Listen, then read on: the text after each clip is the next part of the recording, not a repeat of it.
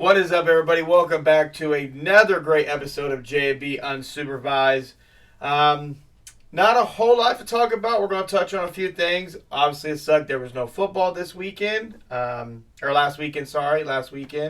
So that was really depressing. But we're going to start right out into the NBA. The trade deadline had just passed. Not a lot of moves went on. There were a couple key moves. Buddy Hield is no longer an Indiana Pacer. He is now a 76er. So to patch him up with Joel Embiid when Joel Embiid comes back would be very interesting to see those two guys work together.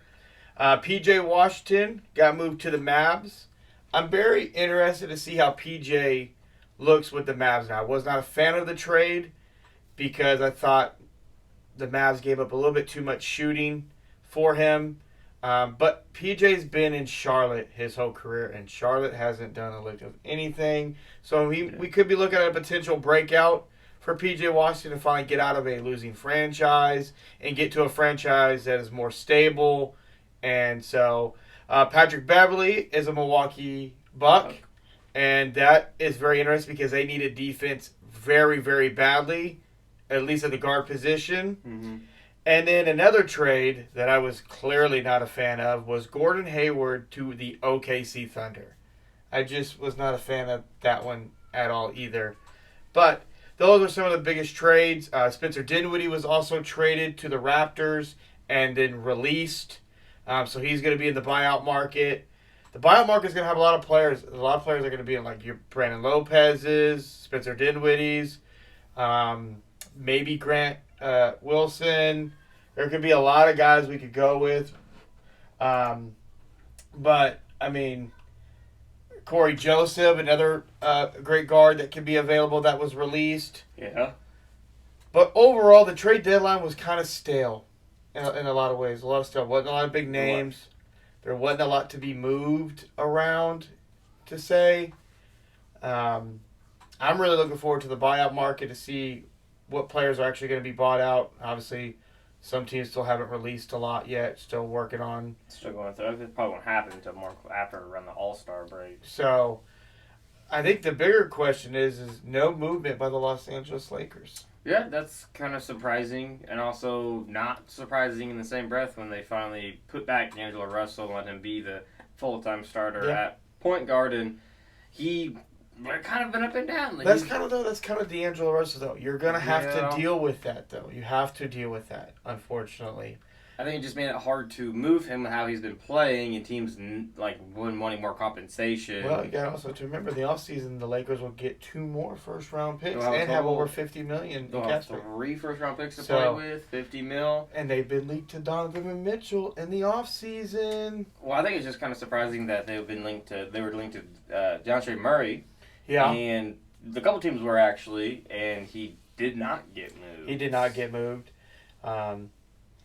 There were some pieces that I was surprised that didn't get moved. One of the teams in particular I'm talking about is the Golden State Warriors did not make any moves at the trade deadline.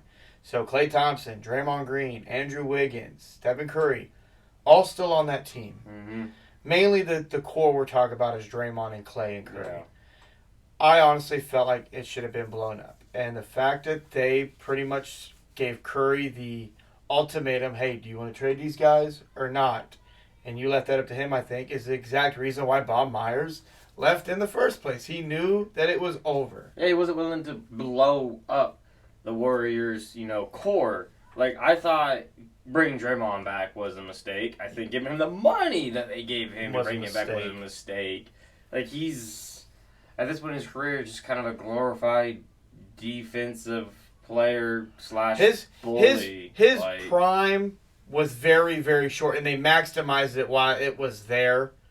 But he has fallen off very, very Well, I think quickly. it's really fun when Draymond's like, I could have been, one of these three-point shooters. I could have been this, been that, but I was told I needed to be this for the team, so that's what I did. No, the coach told you what you were best at, so go do it. Yeah. Play pick and roll with Curry, be the menace on defense, go get the tags, go set the tone, and that's what he does best because the dude can't shoot. He was a streaky shooter at best when he was in his prime. He had games where he shot well, but it's not like you feared Draymond. There was a reason why he was given space to shoot. Yeah. Like, shoot, if you're hitting, you're hitting. You're hitting. Well. We'll live by that. We're We'll not going to live with let that. Curry or Clay get going. Honestly, though, the dynasty's over. It's over, and I feel bad for Golden State. I can't believe I say that because they've battled LeBron so much, and it's always been Golden State versus LeBron. Because that's just basically what it's been. Yeah. And to see them fall the way they're falling, Curry's finally getting the taste of what LeBron's dealt with for a long time. Yeah. Having to carry, he's carrying too. Like if I was Curry, I probably would have asked for a trade. We had a hell of a game last night. He did. I think he hit 11 threes, 13th time in his career that he's hit 11 threes in a game. So, he's carrying. Klay Thompson's a complete shell of himself. We were talking about this this week at work. It is crazy to me that Klay Thompson's completely fallen off. You are a shooter. Where's your jump shot? Where's your shot? I don't know where it's at. He's getting benched in fourth quarters, not being able to close games. I don't. Normally shooters don't lose their shot. You think of Ray Allen. Ray Allen could move up, but one thing Ray Allen had was his shooting. Klay don't feel like have his shooting right now.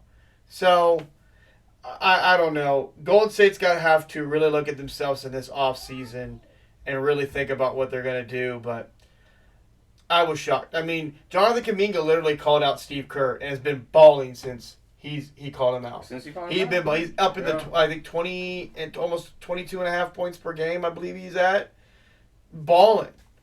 Andrew Wiggins. What the hell happened to Andrew Wiggins? That dude. I think last week I saw him. He had a game like 2 points. Like what happened? Oh, I think they're just using Andrew Wiggins wrong now. Before they're using him kind of more as like the small center, the small ball, which he thrived in. When they won the chip, that's how they used him, and they went away from it, and they're not using him more. It seems like as a kind of a catch and shoot. It's definitely, if you're a Golden State Warriors fan, even not being a Golden State Warriors fan, it's sad to watch. It's very sad. It's kind of sad, but in the same breath, they also had, Curry got hurt, Clay got hurt, Draymond's been hurt. So the guy had lottery picks. What happened to them lottery picks? Where are they at? Yeah. They shipped them all. I mean, Jordan Poole, gone. Kuminga, I think, is the only one left of any of those lottery picks. Moses Moody's still there, too, but he doesn't get a whole lot of playing time. James Wiseman didn't give him a chance, really. Could have drafted LaMelo Ball. Didn't draft LaMelo Ball. There's a bunch of players they could have drafted. To me, I'm not comparing the situation, so don't freak out on me. Same for you to the audience. Don't freak out.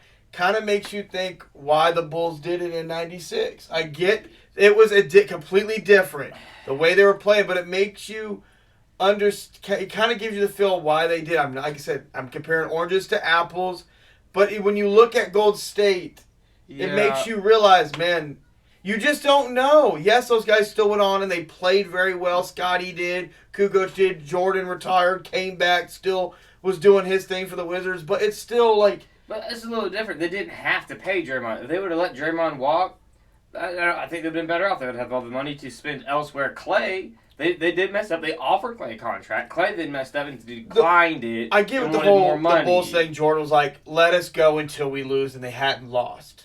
You gave Golden State, and you're losing right now. So I mean, they won the chip, and then the following year, they got bounced. And so it's like, well, you know what? You didn't make it.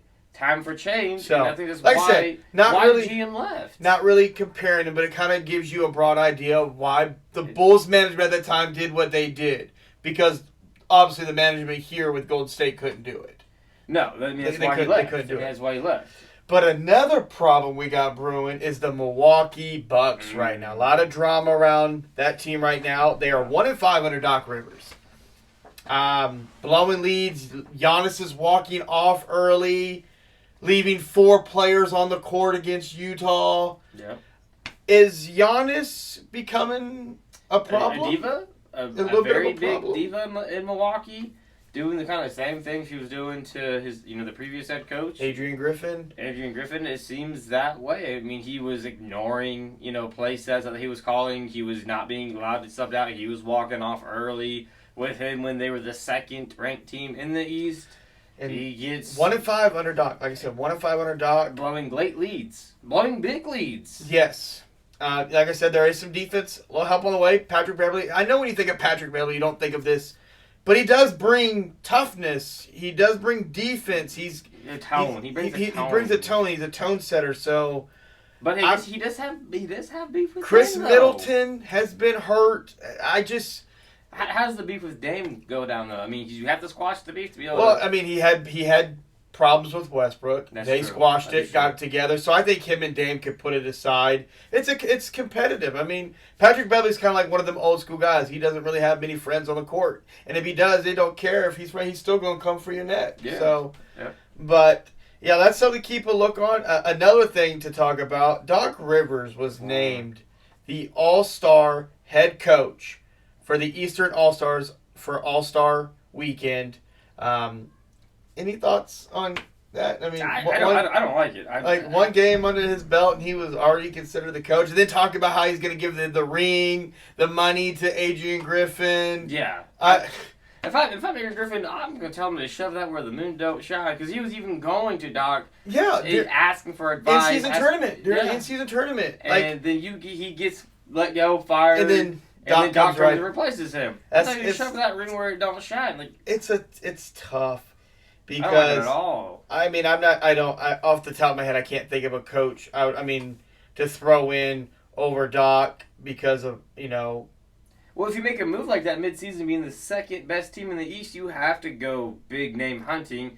But Doc's a big name, but he has been living off that Celtics championship forever. He had that Chris Paul, Blake Griffin, Clippers. Yeah, nothing. Had the 76ers with Joel, Ben Simmons, Harden, Tobias Harris, nothing. And so, I've said this before. We've said this in the past. This is kind of Doc Rivers' last chance, and right now, still plenty of basketball left to try to figure it out. But right now, Doc and that staff, that Milwaukee Bucks front office, you got a lot of work to do right now. 1-5 since he came in. You got to get Giannis. You got to figure out what's going on there. I don't know what's going on there. I think Giannis is frustrated. It really but like he signed his extension to stay. They sign extensions for the money. They usually can be moved. Sure, I'll stay. So oh, cool, we have the guy for 5-6 years. No, they sign it so he can get the max dollars. Then he can be later be moved on and still get the max. I could definitely see Giannis being moved. Maybe in the offseason if this don't go right. Could you see that? I mean, Giannis has definitely signed off on a lot, and they've done a lot to accommodate him. I mean, he signed off on Adrian Griffin. Then wanted him gone. Signed off. He had to sign off on him being fired, and they had to talk to him about bringing in Doc. Dame and him both. Yep. Signed off on it. He wanted Dame. They went out and got Dame. Yep. They've given him what he wanted, so he's got to go make it work. Still not happy. To me, it just seems like he's tired of being in Milwaukee. He wants something more. It's just been. It's vanilla. He's bored. We'll have to see how it goes. All-Star Weekend is approaching. I'm actually looking forward to this year's All-Star game. Mm-hmm. Not for the dunk contest because I think it's stale. Not a lot of big names in the dunk contest this year. The three-point contest, stale. The West and East, they've gone back to that format, Western versus Eastern All-Stars. But the thing I'm looking forward to the most is Stephen Curry versus Sabrina. Mm-hmm. WNBA versus NBA. I kind of like that Sabrina's coming out, putting on for the WNBA. We've said it for years. If you want the WNBA to be something, the girls need to put on for their sport. Yeah. Sabrina's putting on. She broke Curry's record last year in her All-Star game for the three-point.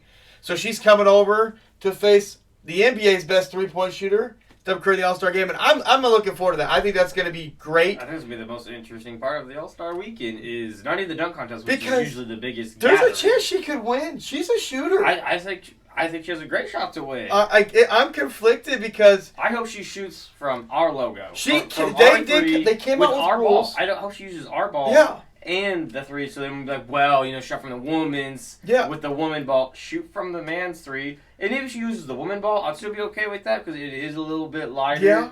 So because she shoots from the logo anyway. She said she'd be willing to, so we'll be interested to see what the NBA's 3-point line. I'm excited for that. Another thing to really talk about in the All-Star game is we have a couple injuries. Joel Embiid's going to be out with the knee. Mm-hmm. Julius Randle, separated shoulder out. Trae Young and Scotty Barnes were now All-Stars. Happy for those guys. They got back to the regular format. I'm not mad about it. East versus West. It just makes it that much harder for guys to be all-stars. Now, as you saw this year, there were some guys that got snubbed. Fox snubbed. Sabonis snubbed. Sabonis is the biggest snub. Because he's in the MVP race. He's in the MVP race and did not make it. There were some guys. There were some. Trae Young was obviously snubbed, but obviously got him because of injury. There was just some guys that got snubbed this year. And when you go back to that type of format, when there's so much talent in the league, it kind of... People are going to get snubbed now. It makes it hard to make it because not like the old heads, but like the well-known players will always get in over teams that are with players that should be in that are performing well or better or have a better record. A lot of people had a problem. The big problem that the Lakers had 2 people from their team representing and not one person from Sacramento was in. And I can see how you feel that way, but to be fair, guys, when you complain about that, LeBron... in year 21 is still him. Still and Anthony Davis has still been... He's played well. Anthony Davis only missed 4 games this year. 4 or 5 games this year. So it's not like we're talking about Anthony Davis not being in the lineup. He's in contention right now, I think, to be Defensive Player of the Year. Anthony Davis is. He's just been playing really well. So he's definitely up there for the like I said, there's some snubs. I'm looking forward to All-Star Week, and it's going to be great. That's the part I'm looking forward to the most. Sabrina... Yeah. I'm conflicted. Curry, I think it's going to be great. Everyone's going to be looking forward to that. And other talk, I don't know if you've seen this, but I've seen it. Michael Porter Jr. went on the Pivot podcast and made some controversial comments comparing WNBA players to the best ping pong player. But it came to money. Talking about they should lower the rim to 9 feet. Now, I get it. We're not women, and we're speaking on a women's sport. I get that. And I like watching women basketball. College basketball, WNBA, I watch it. I do. My partner over here, not so much. Not so much fan of the WNBA. And that's okay. It's not for everybody. But people are always complaining that, men are talking about women's sports, especially NBA players. When you really ask women about which basketball they watch more, men's or women, they say men's. Women don't watch women basketball. Well, if it wasn't for the NBA players, rest in peace, Kobe Bryant, but he was really him that really put the WNBA kind of back on the map, back more on the forefront of everybody's kind of mind to try to help make the WNBA something bigger and better. But like we always say, the NBA players, they come out, they travel, they go to China, they show their brand off, they promote the NBA. What WNBA player is out there that's currently WNBA player? I say Sabrina's that's supporting it. One player. The NBA I think Candace Parker's put on. Obviously, I think Candace is retired now. Candace has always tried to put on. I just think more WNBA players need to try to figure out how to get out there and put on for it more. Now, granted, I do think, in my personal opinion, I get people say lower the rim, let them dunk. There are some females out there that can dunk. Brittany Griner, she can dunk. Is it spectacular? No, but she can get up and dunk. But just think how more spectacular it would be if she would lower the rim and she could, windmill it. I get where you guys come from. You start seeing some high-flying women flying through the air, posterizing women, knocking other women down. I'm not saying you're wrong. Layups are great. They're they're spectacular. I'm not saying you're wrong. But if you can just rattle the rim, I don't know. I mean, I'm not saying you're wrong. I'm not saying you're wrong. I just know that the WNBA players are not going to go for that. They're not going to go for it now. Maybe at some point down the line they will, but right now they won't. The biggest complaint was that he compared them to ping pong players when it came to money. Just because you're the best in your sport doesn't mean you're always going to get paid the best. Look at UFC. Think about that. Those guys will always get the best money. There's a lot of other sports out there that are not getting the money that they feel like they deserve. Now, I've always tried to refrain from using this. The NBA does give the WNBA a lot of money to be able to function. Now, I've always advocated, I just think that Adam Silver needs to run the WNBA. I think he'd put on for it better, promote it better. They need a different commissioner.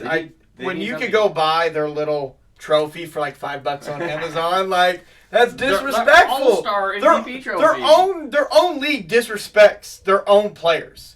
I do agree that WNBA players should be able to travel like NBA players. They should be accommodated as such. You know, they are professional athletes. They should be getting better treatment than they do. I will advocate for that. If you don't have the revenue, if the team and the owners aren't making the money, I know you're right. You can't afford That's why I to give say them that Adams luxury. give they need to be ran by someone better, much better. Just let Adam Silver run it. If they would an idea, this is an idea. If you would merge them with the NBA, and then you could funnel them more money, give the owners, because I mean there are some NBA owners that own the WNBA team, so this is kind of a little odd that you're just not spending more of your own money to give them more luxury. But there are a lot of great women basketball players that are up and coming, that are coming. Think about in college hoops right now. Yeah. You could make an argument that college basketball for women is a little bit more popular right now than the men's. Bigger names, the way that the games are going. You can say women's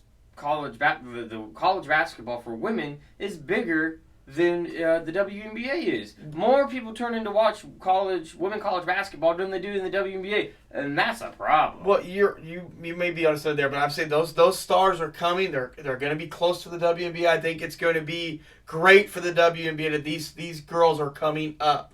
I mean, think about some of them. It's unfortunate some of those that they have to play 4 years. Like they have to completely play. Well, I mean, because they don't make enough money. And I get that, but so they have to get a degree, which is great. But the NIL deals now, which is nice, so that they can make. So money. They're making money. They're going to make more money in college than they're going to do in the WNBA. That's still a problem. Yeah. You have these players you're talking about. Everybody knows these players because they know them in college, and as soon as they get to the WNBA. Nobody follows it. Nobody knows. Like, oh, they're playing basketball still. That's fair. I just think what team drafted them? Yeah, I just hope the WNBA players and everybody understands that you have to be able to make money, and the people that are running the WNBA right now are not helping them make more money. But it's also on the players to go out and try to put on. You get mad at the at the NBA players for speaking on it. But they're also supporting you guys, too. Like, people are hating on Michael Porter Jr., but he actually puts on for women's basketball. Did his comments maybe get taken the wrong way because you're only hearing the part when he compared them to ping pong players? You didn't listen to the whole thing. So there is that. I just think they need to get better. And what Sabrina's doing in the All-Star game, I'm loving it. She's going out there. Yeah. She's putting herself out there. She's putting on for the WNBA. And think about if she wins, the trash talk that could come from that. That would be huge exposure. So, but, it is what it is. Hopefully, with the stars that are coming up in college that are going to be going to the WNBA, hopefully this new batch of young, talented women can try to elevate and take off what the players that are trying to right now, are doing. So we're looking for it. A lot of big names. I'm excited for it. We'll see where it goes. But moving over to football. Completely. Before we move over to football, what is your thoughts on the Kobe Bryant statue that got released or shown to the public Thursday? The one of three. The other two that we're still waiting on that Vanessa won't give us quite yet. She's making us wait. That's fair. His statue, mixed emotions. I want to make that very clear. I have mixed emotions. It's not the statue I thought. Now, Vanessa did came out and say that this is the one that Kobe chose. It's from his 81-point performance against the Toronto Raptors in 2006. Obviously, where he dropped 81. That's the picture you got when he walked off, throwing up the number one. At least it had a meaning to it because at the beginning when I first saw it, I was like, I'm trying to understand when Kobe ever did that. And then I was like, okay. Like I said, mixed emotions, not the pose I thought we were getting. What's the pose you wanted? What is the pose that if he got one statue? There's two poses that I really wanted. The one where he flexing up his 24 jersey. That's fair. And then the final when he won his 5th championship on top of the commentator table, wide open, ball in his hand, like. That's kind of what I was looking for. And in a sleeper one, when they three-peat, Kobe's sitting there with the jacket on, holding the Lombardi, just sitting there, thinking that people recreated. I wouldn't have minded that one. I understand why they went this direction when you listen to Vanessa talk about it. But like I said, mixed emotions. Not going to say I like it, but I'm not saying I dislike it. Thoughts on him having 3 statues? It's Kobe Bryant. I don't think Kobe deserves 3. It's Kobe Bryant. I don't think Kobe deserves 3. Why don't you think he deserves 3? Why doesn't Shaq get 3? Why Shaq need 3? Why does Kobe need 3? That's exactly my point. It's Kobe. You get the what? It's Kobe. That's just kind of how I'm going about it. Yeah. Oh, getting crashed by the little one. But there's not a single player in NBA history that gets multiple statues. I just and think Kobe's not even what if people would put him as the GOAT, or even technically maybe even the best player for the Lakers all time. But he gets 3. I have a bond. I'm not gonna say I have a bond with Kobe, but Kobe was one You of my feel a friends. certain way about I feel Kobe. a certain way. That's so great, but but all that set aside, he delivered 4 rings. That's great. That's 1 statue. 5 rings.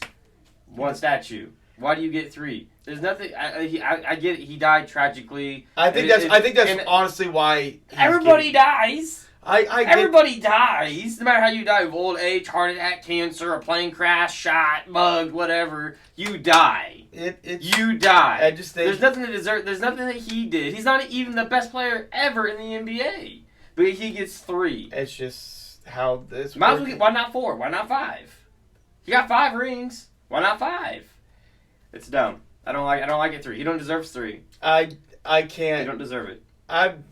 You can feel that way. That's fine. The franchise paid the dude to play. He gave it his all. He gave the fans his all. And I thought he deserved the statue. It was a long time coming. It's not the statue that I wanted. I thought we were going to get more. I wanted him with him pulling the jersey, with him celebrating on the podium, on the commentators, or with his daughter. That's what I thought we were getting. That's going to be one of the. That's going to be. I didn't want 3. I wanted 1. I don't think he deserves 3. I mean, congratulations, to getting 3. I mean, that's more than Jordan got, so 1 up on him, I guess. He one-upped him. 1-upped him, I guess. He always said he'd beat him 1-on-1. He finally did it. Yeah, he got it. I guess 3 statues more than like 1. I said, I don't think you're the only person out there that probably feels that way. If you didn't have a connection, where are they going to put him? You're going to have them all outside? Pretty much. I would assume so. I don't know. I know the one that they unveiled is already outside of Crypto Arena. It's already out front. We're waiting on 2 more statues. Obviously, 1 more of Kobe, and then 1 with his daughter Gigi. Obviously, maybe we don't know.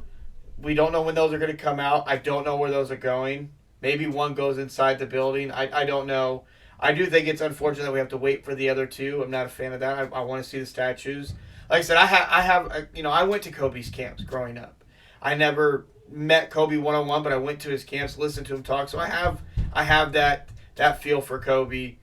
But I don't think you're the only one that feels that way of maybe why does he need 3 statues. But it's just the way. I think obviously a lot of him, the way he died, tragically, unexpected, because it still don't feel real for me. It's crazy to think that Kobe's gone. It really is, because Kobe did. There's a bunch of players that died tragically. You're not wrong. You're not wrong on that. You're not wrong on that. But I just think Kobe meant more in way. I'm not taking anything away from other players. But it should be more of a statue with like a memorial behind it than 3 statues. More of a memorial of like pictures. Well, the statue that he got, the first one, it has all his daughter's names on his forearm. The five championships around it. The triangle represents the triangle offense that Kobe, obviously, and Phil Jackson ran. So, it's got all his accolades on it. What more do you need? What are the other ones going to have? I don't know. We haven't seen them. That's what I'm saying. We have to wait to see them and talk about it. That's exactly my point. Now, I am excited. You don't need 3 if 1 statue can do it all. The 1 statue does it all. The names of his daughters on his arms shows all. What he was, the system he was famous for running with Phil Jackson. Yes. You don't like it. I don't like it. We'll have to wait and see the other 2 statues. To be continued. Don't like it. To be continued. Trash. Anyways. All right, so moving over to NFL. The NFL Honors was last night. A lot to talk about there. So we're going to start right off the bat. I'm going to hit you with them. Mm-hmm. You can hit me with them later. Defensive Player of the Year, Myles Garrett. Got a problem with it. People had a problem with it. I mean, if you go off stats, he had the better stats. People were mad. Okay. Yes, they were. They thought Myles Garrett, Micah Parsons or T.J. Watt should have won. That was what the names that were had brought. the most sacks in the league. How did the guy with the most sacks in the league not get Defensive Player of the Year? I mean. So you have no problem with it? I don't know. I don't like it. You don't like it? I don't. I was surprised. Who do you think should have won? I think I should have won it. I thought Micah Parsons should have won it. Either one of them could have won it. I thought last year Chris Jones got snubbed on it. Yes, I thought Chris Jones was the most dominant. But not taking away from Myles Garrett. Hell of a season. Not at all. I mean, clearly, he had a great controversy behind it. Year. But I thought T.J. Watt, sacks were more impactful than, he had double-digit sacks. Yeah, the tackles, this and that, whatever. But I thought, how does the player with the most sacks? Because it doesn't go really to, unless, corner has a great year, safety or linebacker. Usually it's a defensive line and, outside linebacker award. And when again, a lot of people said that they gave sacks. it to Myles Garrett because he never won it before. Obviously, Michael Parsons they got one. TJ's gotten them. They feel like it was just kind of fatigue's a son of a bitch. Offensive Rookie of the Year, C.J. Stroud. I think it's well deserved. Well deserved. The only other name that came up was Puka. Had a hell of a year. I can't say his last name. Don't ask me. I'm not doing it. Doing it. Would have been well deserved as well, but C.J. Stroud looking like him. Best, the quarterbacks. The quarterbacks get the awards. They get the awards. C.J. Stroud, and before we move on, C.J. Stroud put a stigma to bed about Ohio State quarterbacks. He put it to bed. So far, he's put it to bed. So you crowning him now for 1 year? 1 year. I'm saying no. He had one good year, but the stigma's dead. He put it to bed for right now. Okay. Obviously, you have to do it again next year, and I think he will. Stigma's gone though. He did put it to bed. Think about all the Ohio State quarterbacks. One good year makes the stigma gone. He was in MVP conversation at one point. I didn't know. It only took 1 year to be great. Jalen Hurts 1 year, great, and then boom, next year, boom. He put 3 good years together, but it's okay. And he'd been to the Super Bowl, and then he got paid and had a solid year this year with Philadelphia. He got Houston to the playoffs. You can't sit here and tell me you thought Houston. You can't sit here and tell me that you thought Houston was going to the playoffs. No, I didn't at all. I thought Jacksonville. Name me another player. Different topic. Name me another player on Houston outside of C.J. Stroud and Tank Dell. Will Anderson. Okay. Besides that, give me another person. Give me someone else. I can't even give you anybody else. Their tight end. There's a lot of tight ends in the league. Yeah, he played for Dallas. I couldn't remember his name. He did. They drafted great. They've developed some young talent. They doubled down in this last year's draft, getting the defensive rookie of the year and Will Anderson. That's out there. Yep. So they definitely. I think it went with 2-3 or 2-4 on that one in the picks. Do you have a problem with him being Defensive Player of the Year, Rookie Defensive Player of the Year? Devin Witherspoon had a very great year. There were some good cases for a couple others. You could have made a case for Puka as well, being a 5th round pick. It wasn't like he was a 2nd overall pick like CJ. No. And Puka, a no name, nobody knew I had no about. idea who the hell that dude was. And then you start looking at the box score, 100 yards receiver. Who the fuck is this guy? He broke all the the rookie records for catches and receiving yards, but back-to-back years that teammates from the same team took offensive, defensive rookie of the year honors. Last year was the Jets. Sauce and Garrett Wilson won it from the Jets. This year, both players from Houston taking home the rookie of the year trophies. Organization's drafting well in the first and later in the round. So, Coach of the Year, Kevin Stefanski from Cleveland. I can't have a problem with this one, even though I feel like I want to have a problem with it, but I don't at the same time because you think about all the injuries. Is it because of the quarterback? Because he went through like four quarterbacks and then pulled. It's still tough because DeMeco Ryan, the head coach from Houston, I really thought should have won it. If you want me to be real, everybody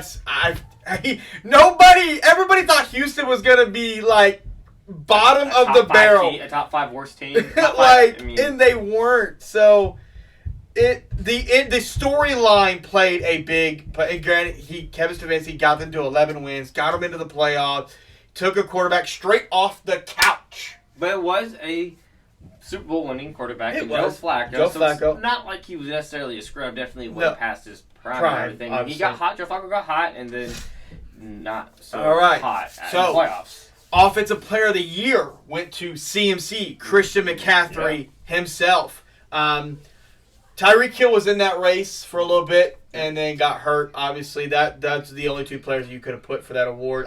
Christian McCaffrey, no issues for me. I think he should have been a clean sweep on that one. I think McCaffrey should have.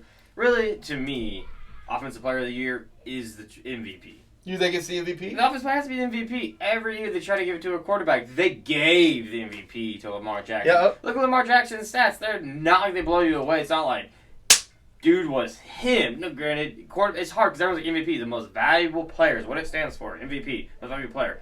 Obviously, it's going to be the quarterback. They just need to come out with a award that is for the best quarterback in the NFL and give it to them and make the MVP the most impressive, the offensive player of the year. I mean, so you think offensive player of the year? Not just offensive player of the year because a defensive player could win it, but the quarterback. There's been times where a defensive player should have won it. J.J. Watt had put together. He got snubbed a couple times. If you want to bring that up, I mean, there's been cases where defensive players. But they always show like you said, they always try to choke down the quarterback on us. And we're not hating on Lamar because Lamar Jackson definitely had a solid year. He showed more. He's took an improvement.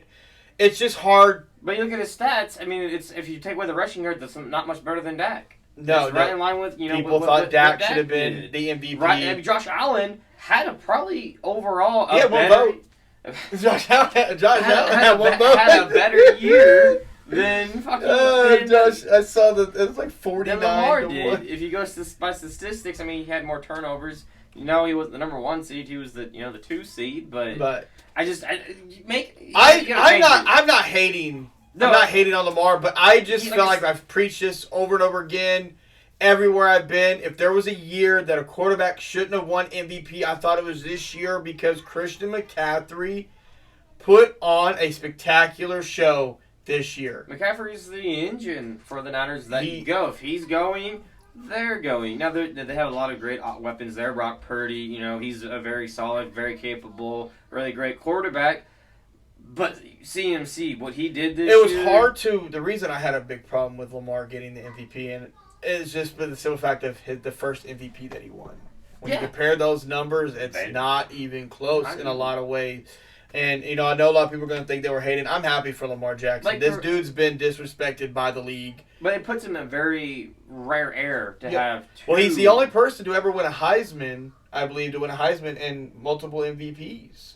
I believe so. That he's definitely breaking the stigma of the Heisman player not transitioning very well. To the NFL. I'm happy for Lamar in the instance of he's been disrespected when it comes to trying to be a quarterback. Everyone thinks he's not a quarterback, and he is a quarterback. Well, he was very disrespected this offseason. All the teams snubbed him. They're like, "Nah, we don't want you." Falcons messed up.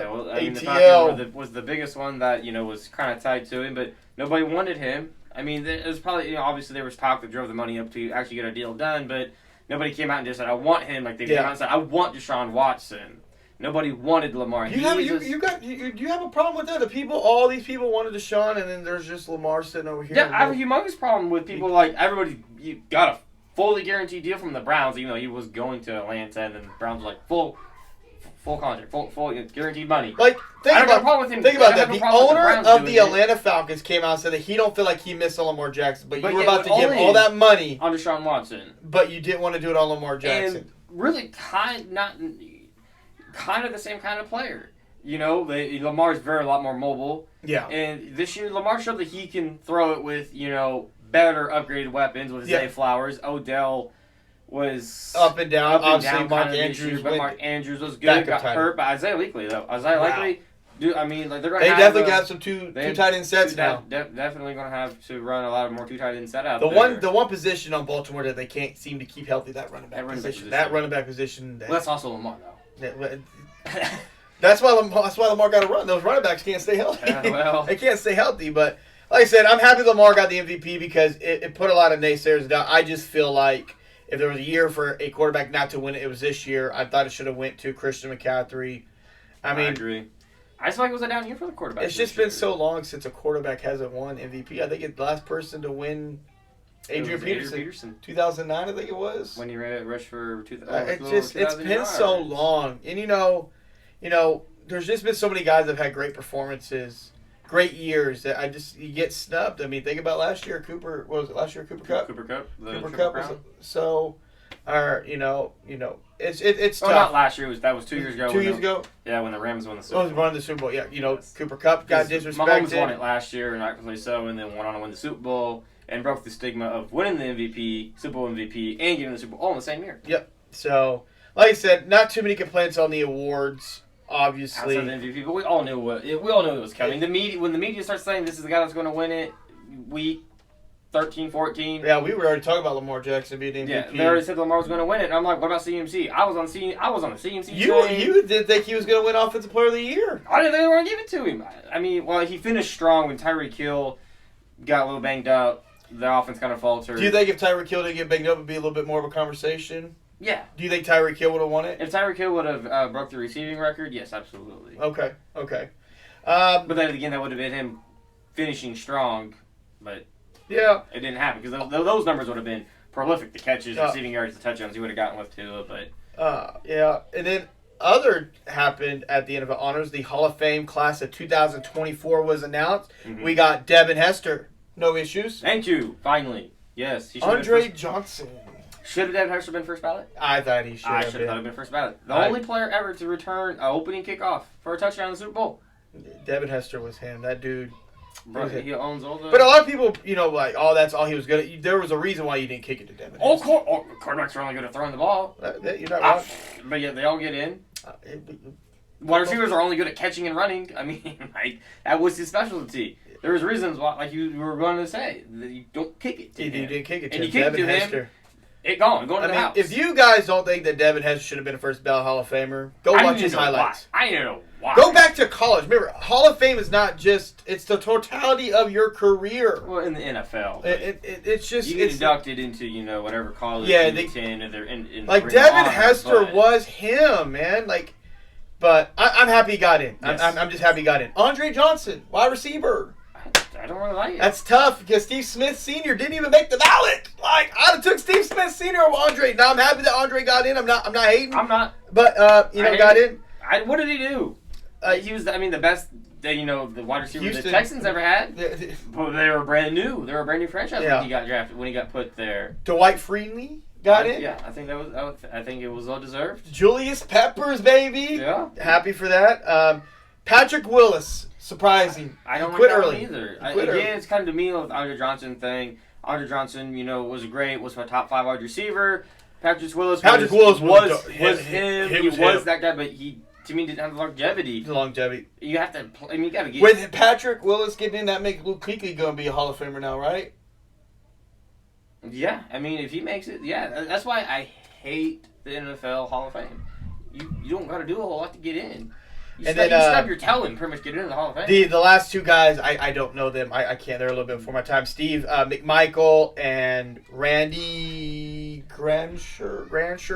You want to see your handwriting from here? Yeah, well, that's okay. Yeah. I bought it. You got the first name. So those two guys made it in. Congratulations to those guys, older guys. Congratulations to the Hall of Fame class of 2024. Yep. The only controversy I really have are Andre Johnson and Patrick Willis, because now that Patrick Willis gets in, it's I just think they just put almost everybody that is a star for Terry Holt. I don't think he ever got in, did he? I don't think he's gotten in yet. No. Like when he retired, think about where he was on the wide receiver list. And Terry Holt did more, accomplished more. Doesn't Terry Holt have a Super Bowl ring? I think with he's the Rams, got one. With Kurt Warner? Yeah, I think he got Kurt one. Warner? I think he got one. But yet, Andre Johnson, your record's going to fall with C.J. Stroud there now. So, but congratulations to the Hall of Fame class of 2024. Some well deserved, some. Real quick, I got to ask you, because, we are Kansas City Chiefs fans, as you can tell back behind us. We're going to our second straight Super Bowl. There's a certain player out right now that's been kind of tweeting. I think he's missing home. I think Tyreek Hill. Do you think he's? I think he's missing his ex a little bit. Like just a little bit. Do you think? I have to ask you because it's been bugging. I've been waiting all week to ask you. Do you think Tyreek Hill agent fucked up by getting him more money? Well, he got the bag. You can't say his agent fucked up because he got his due paid and he got himself paid. So, But he had a contract that Tyreek Hill wanted to sign for Kansas City, and his agent said, stop! No! I don't think his agent fucked up. I think Tyreek Hill fucked up chasing the bag. The Chiefs were willing to give, I think it was they were willing to give money. 28. No, it was the guaranteed money was the problem, and he went and got more guaranteed. Now, actually had more guaranteed from the Jets. Yeah. But, the draft capital that we got back, was better for the Chiefs I'll tell you this. I From don't Miami. miss Tyreek Hill just for the simple fact of everything that we've gotten back and who these guys have been and what they've meant to us. What you got to talk about how Brett Veach has handled Tyreek Hill leaving, Yes, and then turning that draft capital that we got in return and turning it into Trent McDuffie. Him. I mean, that dude that without that trade, we don't have we don't have that extra first round pick. I just know Tyreek Hill's got to feel some type of way. We go in the first year without you. We go to the Super Bowl, win it.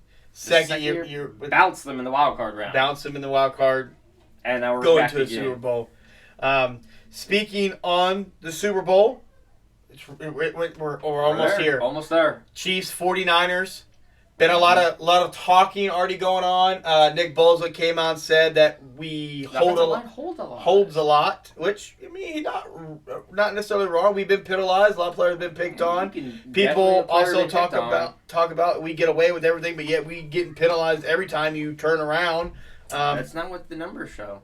Numbers don't show us that we get favored by the penalties. The biggest talk going on right now, 49ers have complained about their practice field they had to play on. They've gotten a new field. Somebody pulled a fire alarm on them and woke them up a little early. At 6 a.m. when you got to be at the facility at 8 a.m. So darn it. Got up just a little early. It's not like it doesn't happen every year. So there's already chatter going on. One thing I do have a problem with that I've seen, I'm not 100% sold on it. There is a referee, can't think of his name, that is officiating in the Super Bowl crew, played for the San Francisco 49ers. I don't know how I'm supposed to feel about that. I don't know how that really works when you're not supposed to have, refs, when I saw that, what I don't understand is they hid that very well. Like, it was like when you're watching the news and it's kind of, you got a little subtitles going back, it kind of just ran through real quick. No one's talking about it. Just kind of got blown through real quick. This ref, he used to play for the Niners. I saw it, I'm like, hold up, like, time out, like, I got to have a conversation here. But yeah. No, looking forward to the Super Bowl. I'm excited. I'm pumped. Make sure you guys tune in tomorrow or Sunday afternoon on TikTok. We will be live talking about the Super Bowl. We're also going to go over some sports betting as well. Yes, sir. Lot to talk about. Get some of that money. It's a gamble, so we're going to help you with your gambling problem. 50-50. It's a gamble. So some people lose money. Overall, thank you guys for tuning in for another great episode of J&B Unsupervised. Make sure you hit that subscribe button. Check us out on TikTok, BMac24, Jacob Real Talk Sports, and hope to see you guys Sunday in the live.